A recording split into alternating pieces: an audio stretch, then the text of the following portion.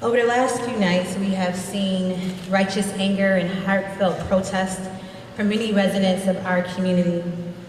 I know the vast majority of the people that have taken to our streets do so with pure hearts, good intentions to ensure tragedies like the death of Mr. Prude never happen again.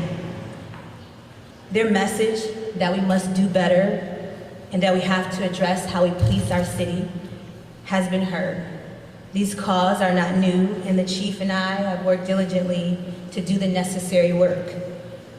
It is my solemn duty as the mayor of this city to honor Mr. Prude, to not let his death be in vain, and to do everything possible to transform how we police our city, to truly protect and serve our residents. That is why today, as a child who was raised on Jefferson Avenue and educated at Wilson Magnet High School, and as a mother who raises my daughter in our city, I am recommitting myself to doing that work, and we have already begun. We are doubling the availability of mental health professionals. At the suggestion of Council Vice President Lightfoot, we will take our Family Crisis Intervention Team, or FACIT, out of the police department and move it and its funding to the Department of Youth and Recreation Services, where our Pathways to Peace program already resides, to better and more humanely serve our residents. We will fully engage with the Race Commission and our Real Rapid Response Team to further improve our response to mental health crises and re-envision our police department.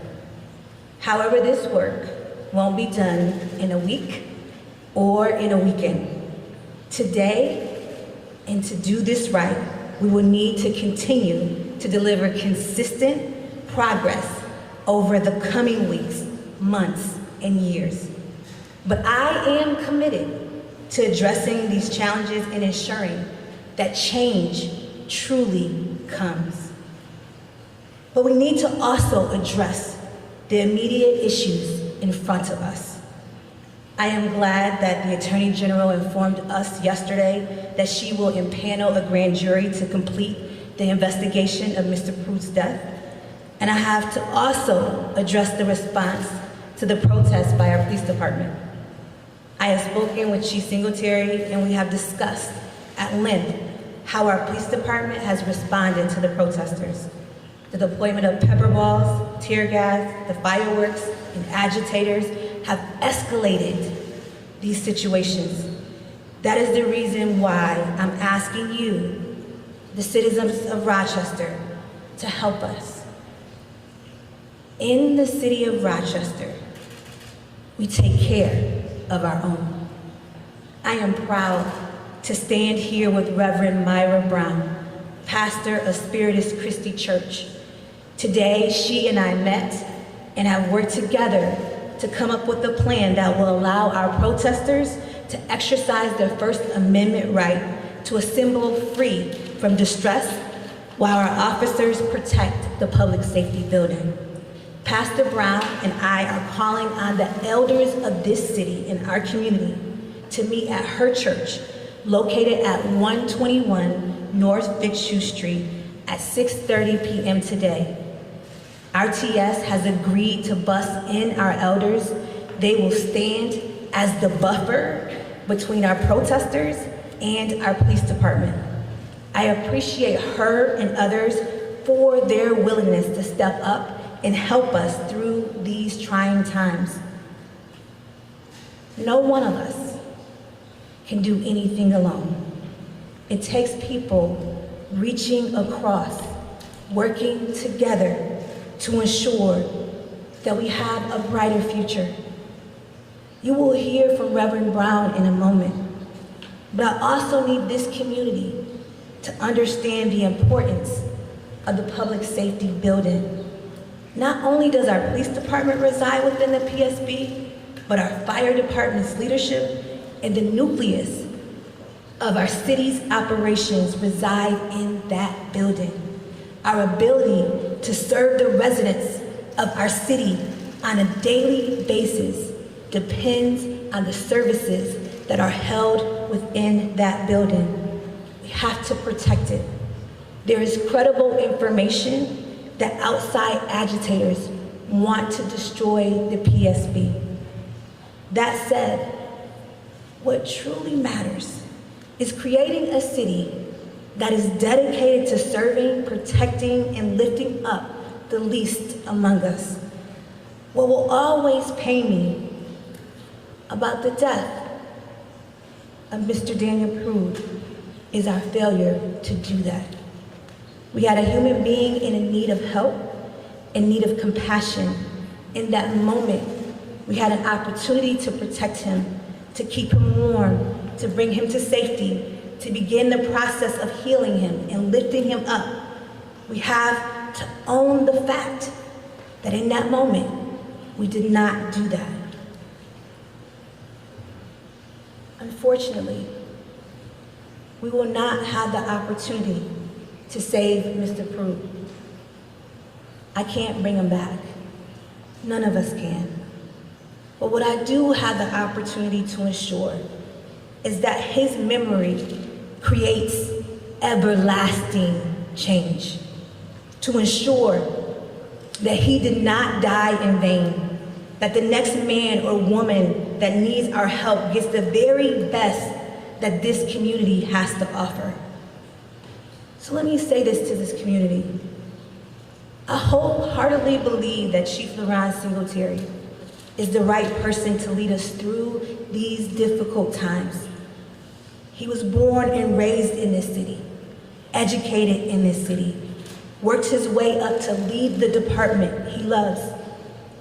I do not believe there's another person more dedicated to changing the culture of policing than Laron. I know that he and I are committed to being better, working harder to restore the trust and faith of our community. Please welcome our police chief. First and foremost, I extend my condolences to the Prude family, and we want to make sure that Mr. Prude's death changes how we do policing in this city.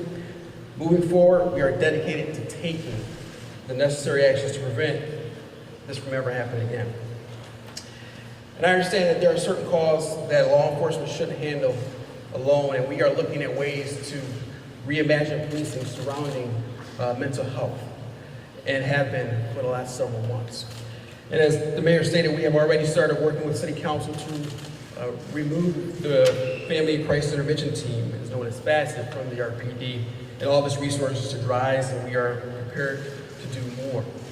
RPD is working with our county's forensic intervention team and clinicians out of the Office of Mental Health to effectively assist residents with mental health needs who have repeated contact with law enforcement, with the goal to connect said individuals to outpatient services and to decrease the use of emergency and crisis responses. And police reform is actively moving forward with the Race Commission, charged with developing policies and procedures and legislation that will address racial inequities, as well as the things that we've already instituted, such as body-worn cameras and the implementation of the Community Affairs Bureau that I did in 2018. And as I share the mayor's sentiment, there is more work to be done, and I'm dedicated to doing what I was charged to do, which is to serve our citizens so that together we can collectively create change in our community.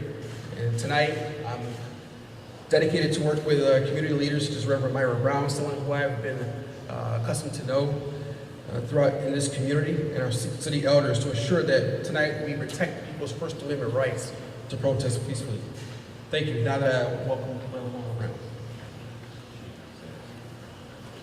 Hi, I'm Reverend Myra Brown, and I'm the pastor of Spiritus Christi Church in Rochester.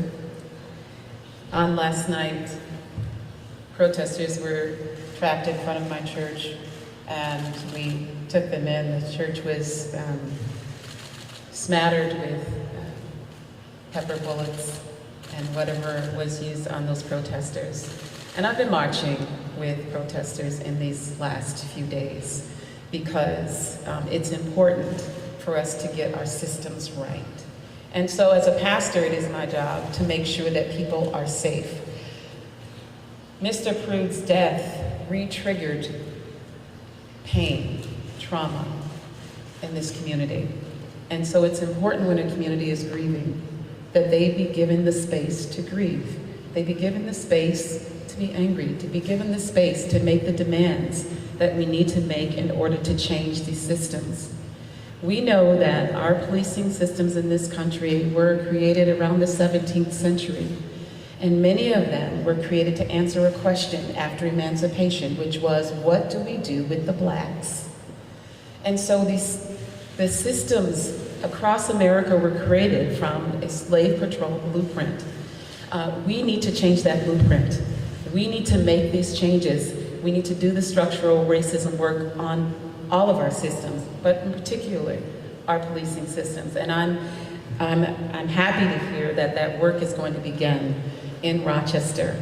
And I'm looking forward to and expecting us to finish that work. I don't want my children 57 years later having to march and having to call for equity and equality. So the mayor and I have agreed to make sure that those who are protesting in the city are safe, that they get to have the space to grieve, that they will not be converged upon, and that we can have protests and be able to give people the space to make the demands and to do their civic duty of calling on our systems to do better, to do more, to transform itself.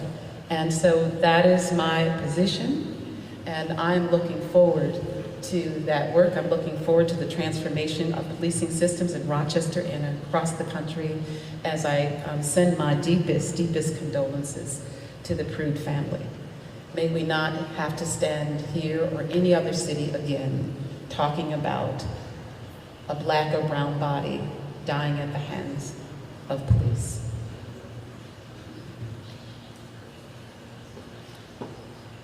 Thank you, Reverend Brown, and I appreciate you for stepping up and helping us today. We will take some questions. Yes, sir. What credible proof do you have? What credible proof do you have that there are outside agitators coming to the city? We do have intelligence that we've been receiving that there has been outside agitators that have come to Rochester. You know, we do monitor social media and things of that nature. So we do have credible information that one of the areas that they want to target is symbolic features. Has anyone been arrested from outside the city? I mean, what Yes. credible proof? Yes. We have arrested people who provided addresses from Alaska, Massachusetts, and other parts of the country. Would you say it's true that you misled the mayor between March and August? As what I did was I provided factual information based on the incidents that I had at the time. Mayor, could we follow up on that regarding the transparency? Because that is an issue for these protesters. They don't feel like they knew the whole story, and the community was not aware of what was happening regarding Mr. Prude. There was an autopsy in April showing that Mr. Prude died by homicide. Were you aware of that autopsy in April? No, I was not aware of that autopsy in April. What I was aware of, as I said, the chief called me at 7 o'clock in the morning, I believe on March 23rd, and he told me what he knew at the time. And then he did whatever he needed to do from that point forward, and I think that he has the document to show that he exercised and did what he needed to do as chief from that point forward. Remember, we were in the middle of COVID. We had a lot going on in this city and across this country at that time in dealing with the pandemic that was before us. It wasn't until August 4th that I was made aware of the video and saw the video, and that was by Corporation Counsel. So you were not aware in April when they referred it to the AG, and then in June when Curtin was talking about, did neither you nor he at that time think to wonder more about what was going on? I think that the chief did do all those things. So he handled it the way that he needed to handle it internally. So when he made the call to me, it was the information that he had at that time. And then he did what he needed to do on the back end. And then on August 4th, when the Corporation Counsel made me aware of just the video and the extent of what the video was, that was the conversation that we had, an extensive conversation with the Corporation Counsel, the chief, as well as the deputy mayor at that time. But in April and June, the Attorney General's office was in communication with Tim's office about having taken this on. Did that not raise anybody's interest as to what it was that they were investigating, if not just an overdose? So the law department and again, city council is going to be reviewing this. And so you will see as they go through their review that all the steps that were taken were in proper order. So the chief notified me that we had an incident. He reviewed that incident, made a call, and then started his internal process, and those things happened.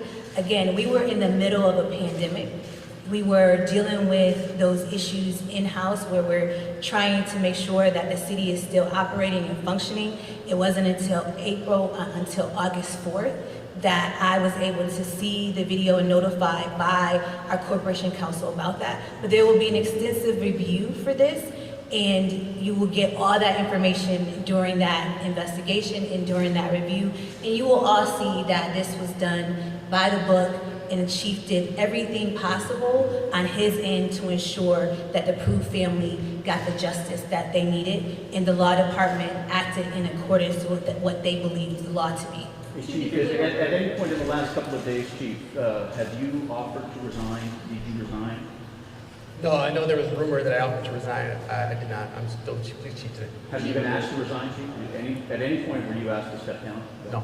Chief, knowing that there were You say you hope Daniel Prue's death leads you to change the way you do policing. Do you believe the officers involved in his death acted improperly? That would be inappropriate for me to comment at this time. There's still an ongoing criminal investigation. There's an internal investigation. So that would be highly inappropriate for me to comment with respect to the outcome of that investigation prior to its Can you conclusion. specify how you want your policing to change? Well, I think we're at a time and climate that we're looking at the temperature around the country, we're looking at what the narrative is, and I think people do want change, people do want reforms, and I think, even prior to whether Mr. Prue's death or Mr. Floyd's death, there have been calls for change, and I think that's what we have been continuously doing, that's what we will always do. What about your officers' response to the protest? Do you think that's been appropriate and proportionate? I think what we do is we look at how we respond, we plan, we take a measured approach, and I think we have been consistent in that. Let me be clear. What has occurred is that there are people who come to these protests who want to protest peacefully, who want to express their First Amendment right. As police chief, that is my charge to do that. That's what I have done as police chief, okay? There are agitators within the crowd, whether they're from here or elsewhere, who do want to provoke and want some kind of confrontation. There have been frozen water bottles that have been thrown at police officers. There have been other type of debris, glass bottles, rocks that have been thrown at police officers. Now our stance has been measured. We have shown restraint. I know that there's people who may have a different opinion. But as of yesterday, I had a conversation with some other police departments across the country with regard to how they respond to protests, just for information sharing purposes, to see, if there's anything that we are missing here in Rochester. We were right on par. Chief and Mayor, this is a question for you both. The last time we saw the two of you together, the officers in question were still on duty. 24 hours later, the mayor alone comes out and announces their suspension. What changed in those 24 hours that caused you to suspend those officers when in fact you knew in August that this video existed and this was on tape? So I think that we have reviewed this extensively, right? So our understanding from our law department was that the Attorney General's office was in the middle of their investigation, and therefore we could not get in the middle of that investigation. We since learned on that day that we could proceed. The Attorney General came out and said that we could proceed, and so it was my belief that we needed to suspend the officers and that we needed the Attorney General's office to finish their independent review. And I am thankful that the AG has come forward and said that she is impaneling a grand jury, and that process will be moved forward. So we have the situation with Mr. Prue's death, and now we also have a situation where we have to make sure that our citizens, our police department, our community is able to do the work and move forward together. And moving forward together looks like working together to ensure and reimagine what policing looks like. It also looks like readjusting how we manage and budget our police department. It looks like making sure that we are understanding what our officers are responding to and being held responsible for, and looking to mental health and mental health professionals to help us with that. I know that that is something that our city council has definitely been pushing us towards, and we're committed to making sure that we do everything possible here in the city of Rochester to build up our community and not tear it down. What is your response to protesters who have called for your resignation and the chief's? For everything that we have seen this year, it is clear to me that there is more work to be done, and I am committed to doing what's necessary, and I know that the chief is committed to doing what's necessary to better serve our citizens and our community. That was the job that I was elected to do. That was the job that he took an oath to serve. And understand something, the chief and I, we love our city. We were born and raised here. We were educated here. We are committed to making the necessary changes to ensure that this community moves forward. We recognize the hurt. We understand that there will be a process, an extensive process and a look at, but when you go through and you look at step by step by step, you will understand that throughout this whole thing, we have been responsive to those people that were investigating this and listening to our legal department as we went forward. Mayor, have you contemplated resigning? Mayor, have you contemplated resigning? For everything that we have seen this year, it is clear to me that there is more work that needs to be done, and I am committed to doing that work. Mayor, you just People are also expressed, asking for some type of like repercussions of the chief because of all of this. Are you gonna have him face any type of consequences? When you go through and look at, when I go through and I look at extensively what the chief did, right? So notifying me on a day that the incident happened, what he knew. He knew that that Mr. Prude was on drugs or had an overdose, and that was what he believed. He then went to review the video. After he reviewed the video, he immediately started an internal criminal and internal investigation. When he learned of Mr. Prude's death, he immediately referred that over to the DA's office. He immediately, after being contacted by the AG's office, gave them the information that they needed and went through that process. Again, we were in the middle of a pandemic.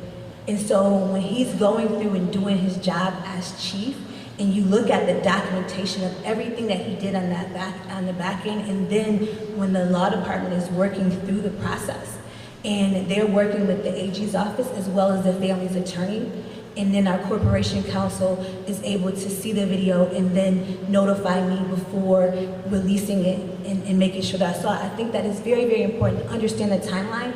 The documentation will support that, and we welcome the city council going through and looking at each of those steps. So you Mayor, don't you think talked there's about the any type of timeline of this investigation? investigation just now, and you just gave a very clear expression of your confidence in Chief Singletary. But last week, it sounded almost as if you were accusing him of withholding information, not telling you the whole story at the time on some important issues. It sounded like you didn't have confidence in him then. I clearly, expressly at that press conference stated that I believe that Chief Laurent Singletary was the person to lead this department. If that was what you interpreted, then I am sorry. I clearly, unequivocally said, I believe that Chief Laurent Singletary is the person to lead this department. And when you look through the timeline, you can go through in step by step by step. He gave me the information that he knew when he had it. So, Chief, were you told the same exact information as her originally, that it was just an OD? Or were you told the full thing?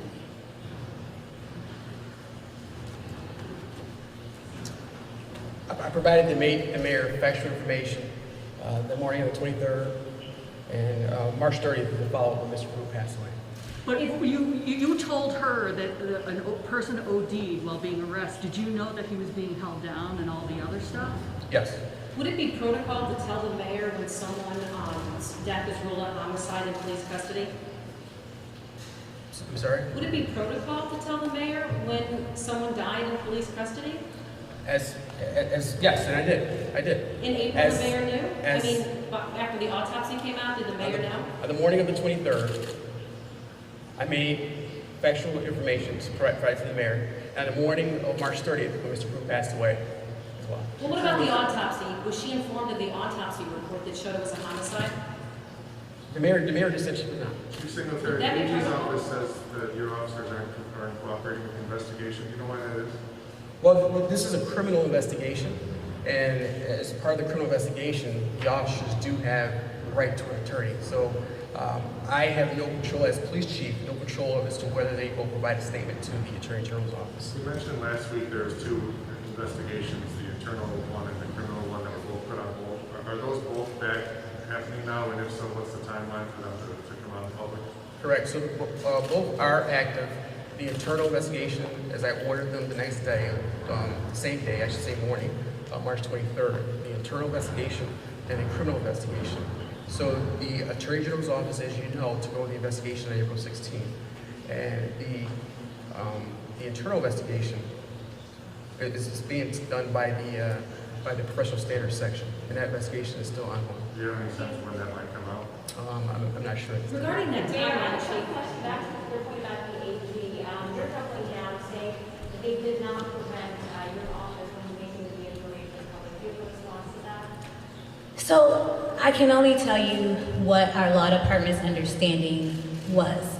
I was not on that call, and I believe that our corporation counsel and the attorney that spoke with the assistant AG was on that call. I believe that it was sometime either in April or June. But I can tell you that when I saw the video on August 4th from our corporation counsel, the understanding that he gave to me was that there was an investigation going on, a criminal investigation going on by the Assistant Attorney General's office, and that we could not impede that investigation, and we needed to wait until they were done with that criminal investigation before coming forward. But I can assure this community that once I saw that video on August 4th, I informed the chief that whenever there is a death in our community or a use of force, that I needed to be informed within 24 hours.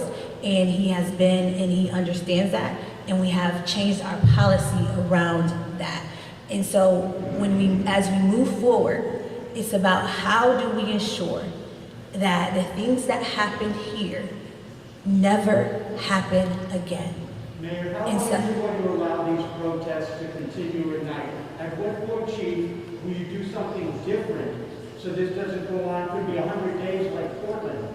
So today, again, Reverend Brown is working with us, right? So we have the elders in our community that's coming together with our protesters and our police department to help us ensure that everyone is able to exercise their First Amendment rights, they're able to walk, and they're able to protest and do it peacefully. But we also recognize, and as the chief has already indicated, there are some agitators that are from outside of this community that we also have to be aware of. Reverend Brown is aware of that, and she is committed to helping us work with the protesters to ensure that everyone is able to exercise their First Amendment right peacefully and without loss to property or harm to anyone. do you feel like you can guarantee the safety of these Do you think elders? that that's a safe arrangement to have elders from the community? I mean, we've seen this volatile situation with what you're describing as agitators, your officers firing pepper bullets. Is it a safe thing to put in the middle of that mix senior citizens from the community? And I'm really interested in having the police chief comment as well, if he thinks that that's a public safety decision that makes sense. So if I could just respond to that, and then he can say what he wants.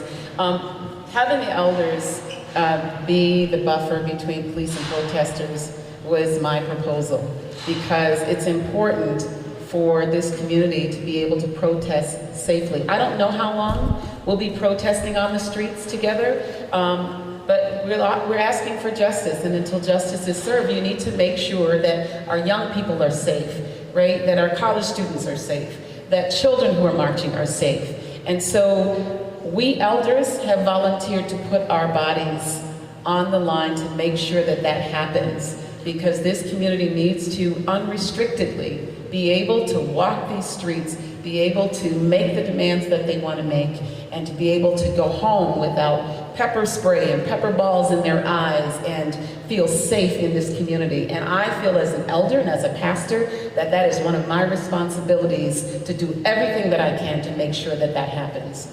And so I am actually, I'm glad that the mayor has accepted this proposal and is working with us to make sure that our elders can step up and partner to make sure that this community is safe when they come out and hit those streets to protest a system that needs to be transformed. Question for Chief Singletary about last night. We've seen lots of back and forth about who got physical first, throwing something, firing the pepper bullets. But the very first thing that happened was the police announcement that it was an unlawful gathering. Can you explain how that decision was arrived at and what the protocols are? Why was it unlawful? And take us through that process, starting not when the objects were being thrown, the fact that the decision was made that the gathering was unlawful. Yeah, so if the individual was just standing there peacefully protesting, it is not unlawful at that particular point in time. It is not. So whenever we do any type of situation, we always go back to the table and do see what we can do better. And that was one of the things that did come up. But what criteria makes the gathering of people anywhere unlawful? So when people start to throw debris and things at the police, or start destroying property, or throwing incendiary devices, frozen water bottles at police, that's when it becomes an unlawful assembly.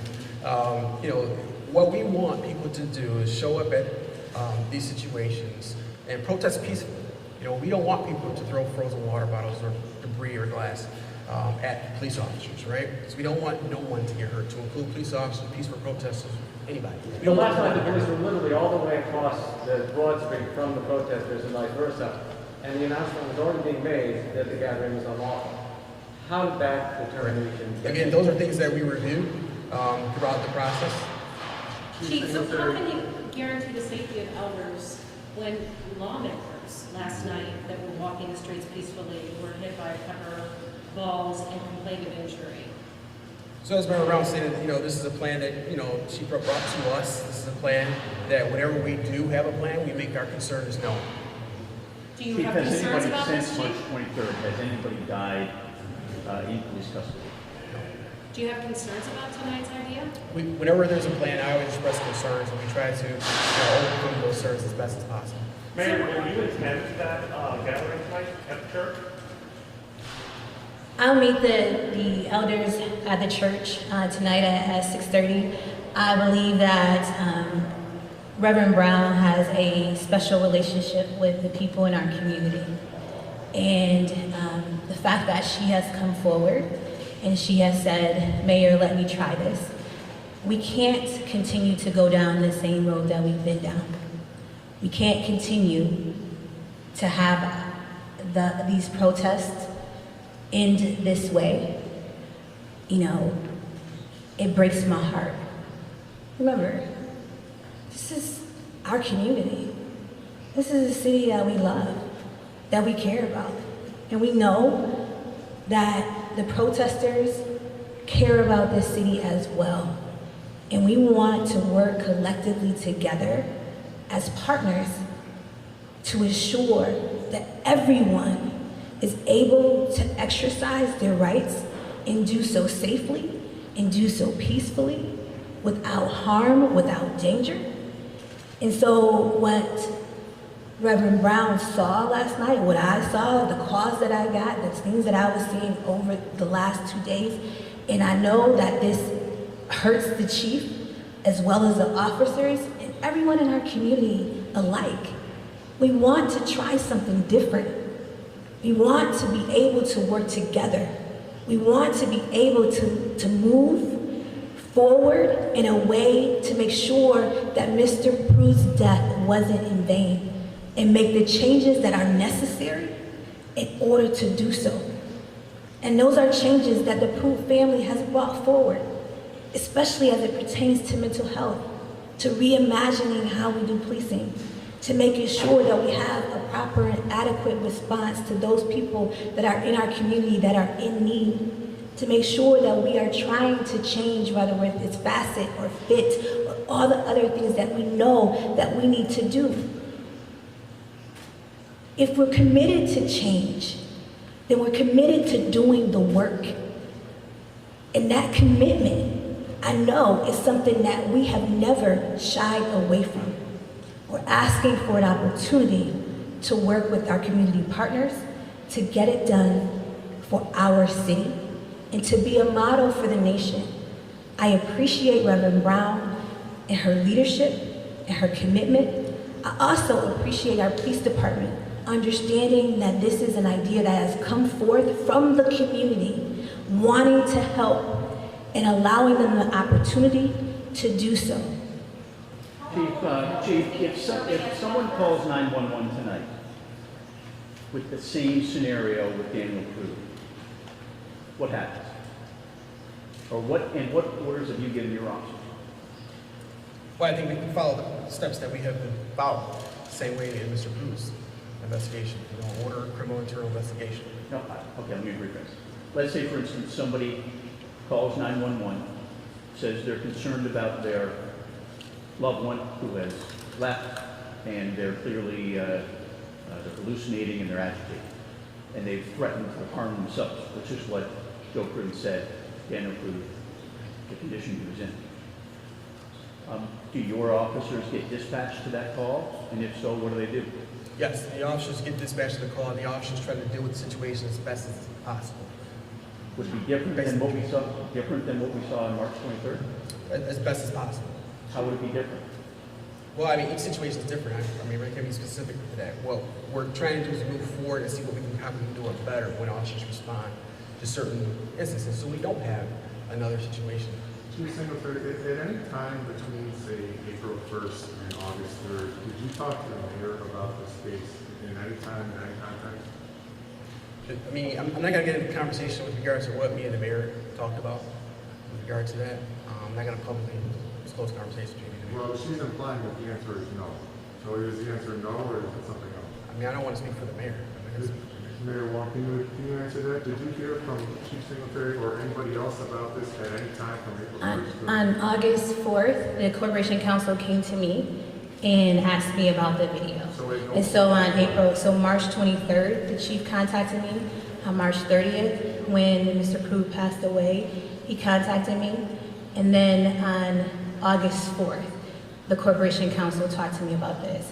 And so, recognizing we were in the middle of a pandemic, we were dealing with a lot of situations here in the city of Rochester as it pertains to the coronavirus and COVID and all of that. The lawyers were going back and forth.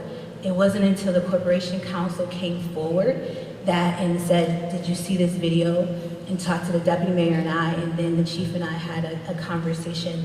Then, again, this will all be, there's documentation to show what happened, when it happened, how it happened, and that is all information that will be available when City Council does their review. So you're saying you didn't hear the words Daniel Prue at any time between April 1st and August 3rd? I do not recall hearing those words at all. When you talked about making changes from now on, knowing about someone's death in police custody, would it be protocol for you to be made aware of the autopsy results?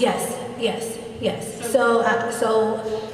So again, going forward, on August 4th, I sent a letter and note to the chief about different things that I want done because of what transpired here. And so I can assure you that we can't undo the past, right? You can only do what you can to ensure that what happened before doesn't happen again. Recognizing the times that we were in, recognizing that when I look at the dates and the times of everything that our Corporation Council, that our police chief and his team did, And all those steps, when you look at the documentation, you can see that this case was moving forward and moving through a process. It wasn't just sitting there. It was going through a complete process. And now we understand that there are some touch points. And again, even with City Council, informing them as soon as I know and making sure that everyone is made aware. But all of that documentation and reports will come forward, and you'll be able to see that as City Council does their investigation. I'm sorry? One question of discussion about the elders. There was an elder who was targeted and injured last night. Do you have any comment on that? I have not heard about that. How long will the elders be with these protesters and be the buffer? How long will they be there? I'm asking the elders to be there from the beginning of the protest to the end of the protest, is what I'm asking, because we need to be able to move freely. We need to be able to move in spaces where it is not declared that it's an unlawful gathering. And that is why I'm proposing this. We need to clear the streets so that people can protest without the fear of feeling like they're violating something that is unlawful. How many elders do you anticipate getting tonight? I'm calling for at least 50 elders. Yes. Are you worried that they will get injured at all? I am not worried about that, and they better not get injured. Question Yeah, for Chief what are the Singletary. logistics? Like, how would Regarding an officer Chief know? Singletary. Chief Singletary. Yeah, regarding the elder's proposal, what does it say, or what are you hearing from this about the disposition or people's perception of the disposition of your police, that there's a need for human shields between protesters, peaceful ones, and your police? Is this warranted? Do you see this as warranted? Is this perception that people seem to have correct? Well, again, when plans are proposed, as police chief, my obligation is to look at the plans that are proposed and express my concerns. And we try to look and see how we can execute the plan. So are But the police fact that being they see told the not need to to have people pepper between balls or protesters pepper and spray police. as long as the elders are in front of them? I'm sorry? Are the police being told not to use any pepper spray or pepper balls as long as the elders are in front of them? I'm not going to get into tactics, but we're still in the planning process, man. Very good. Thank you, everyone. Appreciate your time.